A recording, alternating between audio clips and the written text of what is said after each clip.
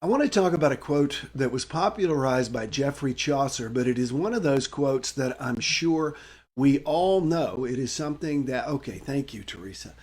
It is something that is, quote, that we all know. It is one of those that just is part of our common vernacular. It's just something that we all say. And that is, well, familiarity breeds contempt. And it's said almost as if it shouldn't be happening. And really, in some ways, it should not. And that's what I want to talk about with you today, because a lot of people are finding themselves home, quarantined inside with their family all day long. Now, I know some of you are like me and you're quarantined alone with your pets or just by yourself. And even that can bring up contemptuous feelings because you're not used to being alone with yourself in that close of an environment without the distractions of other people. So, I say that Chaucer popularized the saying of familiarity breeds contempt, but it actually goes way back further than Geoffrey Chaucer's days. It was something that has been said forever. Benjamin Franklin put it somewhat similarly when he said, after 3 days, both fish and guests begin to smell. We start to get tired of other people. So I want to unpack this a little bit. I love to find things that we're always saying because, and then have us actually take a look at it because words are so powerful. Words create our reality. That is why I'm so much into not complaining. Complaining is focusing on what is wrong, what is broken, and what is missing, rather than what is present, what is whole, and what is working. And so it's so important to look at the words that we use, and especially since this is, as I say, part of our common vernacular, familiarity breeds contempt. Well, familiarity breeds contempt. What does the word contempt mean? Contempt means not worthy of respect or consideration. Let me say that again. Not worthy of respect or consideration. And I'm going to step on some toes here. I was trying to think of a way to explain what that means. Not worthy of respect or consideration. And I realized to myself, it's how most people treat homeless people. If you want to know what contempt is, most people treat homeless people with contempt. Most people walk past them, treating them without respect or worthy of consideration. Now, chill out. Don't burn up the comment bar yet. I'm saying most people. I'm not saying all people. And I'm not saying it is at all a good thing. I'm just trying to give you a reference point for contempt. And let's go back to what we're talking about, which is this idea of being basically on a little life raft, We were on a ship that was originally docked. This is probably not a good metaphor considering all the cruise situations, etc. But all of a sudden we were on a ship, which is fewer people, and now we're in a life raft, a very small boat with people who are often, well, not often, but who are extremely important to us, but people who know us so well that they know exactly how to push our buttons. Quoted this quote many times. Ram Dass said, if you think you're enlightened, go spend a weekend with your parents. Our family simply pushes our buttons, and there's a lot of reasons for that. It has a lot to do with what we say to ourselves based on what they think, say, and do. It's really, it's more our reaction than their action. And that's really what we want to talk about when it has to do with contempt. So, here we are in this small life raft, which can be a large 5,000 square foot house, or it can be, a condo about the size of mine, or smaller even. And people are together. They are in this life raft together. Now, why does familiarity breed contempt? Remembering that contempt means a lack of respect or consideration. Well, it actually has to do with a thing called social shock. When we first get together with other people, we're a bit off. When we walk, it's the reason most of us hate going to parties but love being at parties, okay? And I'm one of those people. I'll find an excuse every minute not to go. And once I get there, I'm awkward for the first 15, 20, 30 minutes. We all are. And it is that feeling that causes us to feel uncomfortable with other people. It's social shock when we first get around people. So normally, when we first get around our families, because we're not around them all the time, normal people, 9 to 5, or take the kids, drop them off at 7 o'clock, get home at 6 or 7, have dinner, put the kids to bed, go to bed yourself. Or if you live alone, possibly, that except the kid part, right? So, or you got to keep people in this mix. So let's leave the alone part. I think my mind was, I tend to think about myself, which is part of actually the issue here. When you first get around other people, you're hyper aware of them. You're hyper aware to them. When people first start dating, they're hyper conscious of being considerate and kind, of being respectful, etc., etc., etc. And over time, that can shift. And the same is true, especially when people are like quarantined or stuck together.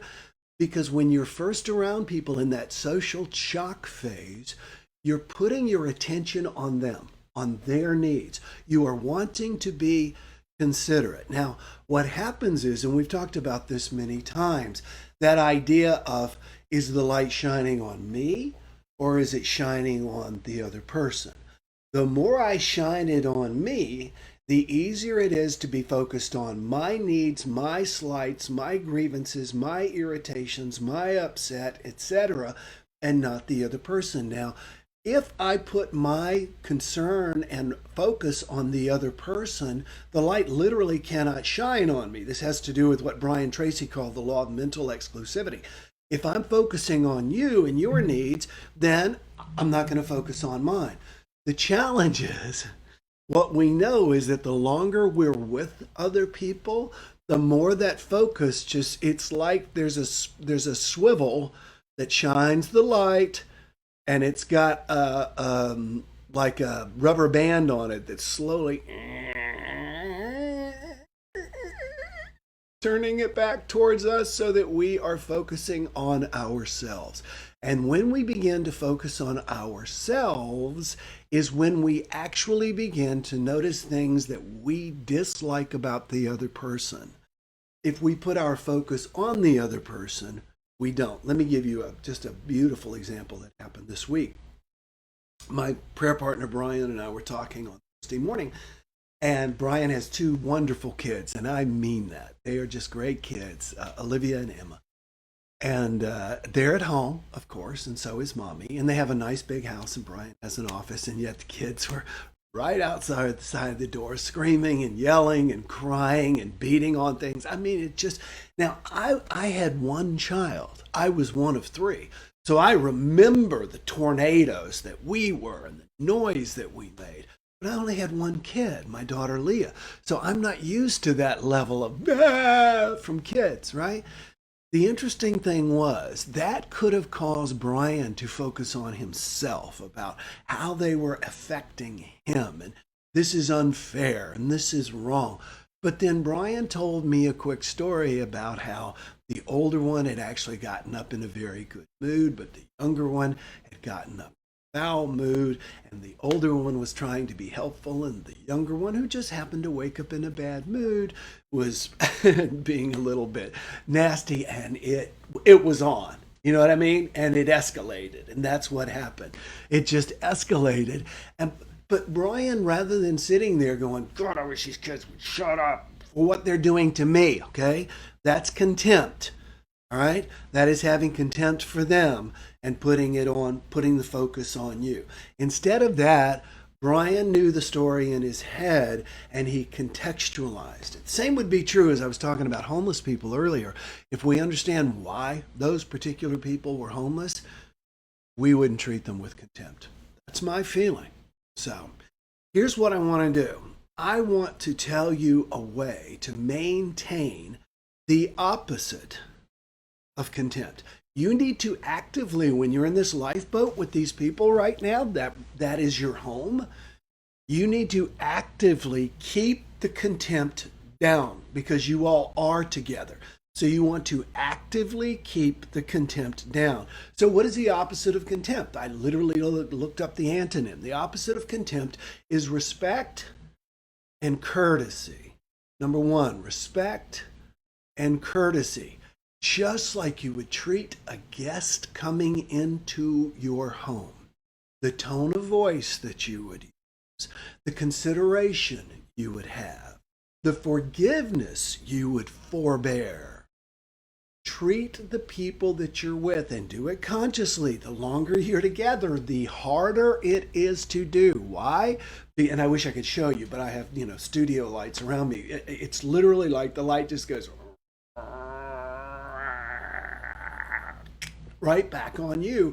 And when you focus on you focus on your own pettiness, your own self-interest, your own irritations, etc., etc., etc. So the way to get around contempt is to focus on the other person. I'm going to give you one very, very practical exercise. I'm going to give it to you as homework. Before I do that, I want to thank you again for those of you who shared yesterday's JumpStart. I want to acknowledge those of you who just came in and joined us yesterday. And I want to remind you, here we go. I want to remind you there. You share today's JumpStart, you could win one of my Will Bowen tumblers. We had 19 shares yesterday, y'all. That's a record. Here's what I'm going to do. When we hit 50 shares in one day, I'm going to give everybody a prize. I'm not sure what it is, but 50 shares in one day, and I'm going to give everybody a prize. So share my daily JumpStart and win a Will Bowen tumbler. The more you share, the better your chances. And Patty A. Young, if I recall, won yesterday for sharing, and we hit 19. So let me say hello real quick to everybody before I give you your homework. Tammy says, this is my 5th week working from home with my husband and 2 dogs. I am struggling. Needed to hear this today. Tammy, I know you, and I know you're going to like what it is I have to say next then. Good day Monday, says Kathy. And Gigi says, thank you, Will. Great stuff, says Janelle. Kim says, great message as always. Thank you, Will. Be sure and share it. If it's a great message, say it's a great message and share it. Thank you. Patty Gay Young, who won the tumbler for today, says, it works. My friends are sharing my share. Isn't that awesome? That's what we want to do. It's so cool. What I love to see is when 2 friends bring each other into this group and then speak to each other in this group. Kim Russell says, shared. Remember, you got to not only share it, but you've got to comment and say that you did share. When customers shop my store, says Scott Ware, and seem, quote, out of sorts, I tell my staff not to internalize that because we don't know their story. Smile at them and be as friendly as ever they may need it. Scott, that is beautiful. Starbucks, in their training, tells people that their green aprons are actually there to reflect back any negative energy from a customer. Not reflect it back and send it back in kind, but to literally let it bounce off. Jerome says, good morning, Scott. Gail says, thank you, my pleasure. Now I want to share something with you. If you are at home with your family, I want to share something with you that is going to make a huge difference, I feel, for you. The renowned Buddhist monk Thich Nhat Hanh, who I believe passed recently. I know he had a stroke. He's living in France. If you've got some time, read his stuff. It's just beautiful, just beautiful. So spiritual and so loving and so wonderful. Thich Nhat Hanh was raised in a very stoic family in Vietnam, and his family never hugged. They never touched. They never hugged. And then later, he started traveling and speaking in like New Thought churches, like Centers for Spiritual Living, Unity, etc. And those are some huggy people, you know. When I was a Unity minister, man, that was like, you literally, everybody hugged the staff. The staff all hugged each other when you got to work. Nowadays, I really don't think that would be encouraged, honestly, but that was something that we always did. So there was a lot of hugging. So he's going to these churches and he felt like he was being mauled because people were reaching out and hugging him. So he decided that this was something he needed to get over. And he actually thought about hugging and what to do and how to do. So this is Thich Nhat Hanh, the famous Buddhist monk's way of hugging. And I'm going to see if I can do something. Come here, buddy. Come here. He's asleep on his pillow, so this may take a second. Come here. Help me demonstrate this. Thank you. Yes, my boy. You were out, weren't you? Can I have a hug?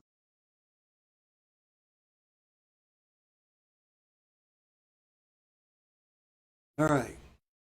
So here's what I want you to do is I want you to practice Thich Nhat Hanh's form of hugging. Okay? Thich Nhat Hanh's form of hugging, he learned to do this to contextualize hugging, to make it more of a spiritual practice than just a perfunctory. And what you want to do is you want to hug the other person or dog as if you've been gone, maybe sick with the coronavirus, and it was questionable that you'd come back, or something has happened and you've been gone for a very, very, very long time, and you are so grateful to hold this person. I'm hugging him a little too. Hold this person or hold this dog for the first time because you've been gone. You've been missing in action. So the first part of the hug, it's 3 steps. It's about you having been gone and you're back and you're so grateful. Second part of the hug is, for example, what if Teddy had gotten lost? And I don't even want to affirm that. Came back after having been missing. How would I hug him? Oh my God, I would be so grateful. I would be so, so happy. So the second part of the hug is you hug the person while they hug you with the same intention as if you've been gone. The other person has been. So first it's you. I've been gone and I'm back and I get to hug you again after long and uncertain circumstances. And then the second hug is I get to hug you because I lost you. Or maybe even think of this as, in the future, and maybe when Teddy is gone and what I would have given to have hugged him one more time, and he's back and I get that chance and I get to do that. And then finally, you hug one another. You hug one another grateful that neither of those things are true and that you're both there together. Right then, right there. And what this does is it recontextualizes all of those reasons that you feel contempt. It puts gratitude in you that you're okay and that you're not one of the sick ones and possibly dying and that you're still here. And it puts gratitude in your mind and your heart that the other people or the animals are fine and they are there too. And then it reminds you that what matters is that you are there together. Then you begin to treat the other person with respect and courtesy. That is the opposite. Contempt. Respect and courtesy. Respect. Treat them as someone valuable, important, rather than someone to be dismissed like furniture simply because you've been around them all the time. And that's a choice. Look the person in the eye. Speak nicely. Courtesy. Look up courtesy. It simply means treat them with good manners. Treat them as you would a guest. Don't keep track of how they're treating you. That's putting the focus back on you. Put the focus. So let me read everybody's comments one more time. And we're going to close up shop here. Whoops, overshot you. Maria Williams Johnson shared. Thank you. Can always tune in, but grateful. Great messages. Thank you. Gail says, shared, shared, shared. Awesome. Lisa says, or Linda says, hello, Lisa. Gail says, love hugs. Daniel says, oh, I can't wait to start hugging everyone again. I know. And be sure and hug your kids. Teresa Napier says, that's quite a hug. Yep. You just got to remember the 3 steps. Hug as if you've been gone or missing. Hug as if the other person has been gone or missing. Hug as if you're grateful they're there. It'll take you a total of 15 seconds. But oh my gosh, will it build a bridge, okay, between you and the other person. And the puppy even. And remember to hug people. I love that. Brings us back to our purpose. You know what? Hug people and tell them what you think about them. Tell them you love them.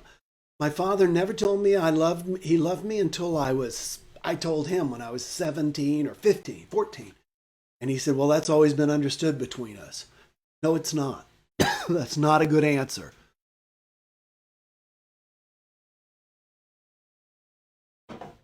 Teddy needs to hear good, happy, loving words, and so does everybody else. So everybody, thank you so much for being with me. Be sure and share today. Let's break 19. We had 19 shares today. All you got to do is share and you're automatically entered to win a tumbler. Be sure and join me for tomorrow and give me your suggestions and comments as to what it is you'd like for me to speak on while we're in this time of quarantine and separation. How can we connect? How can I best support you? All right.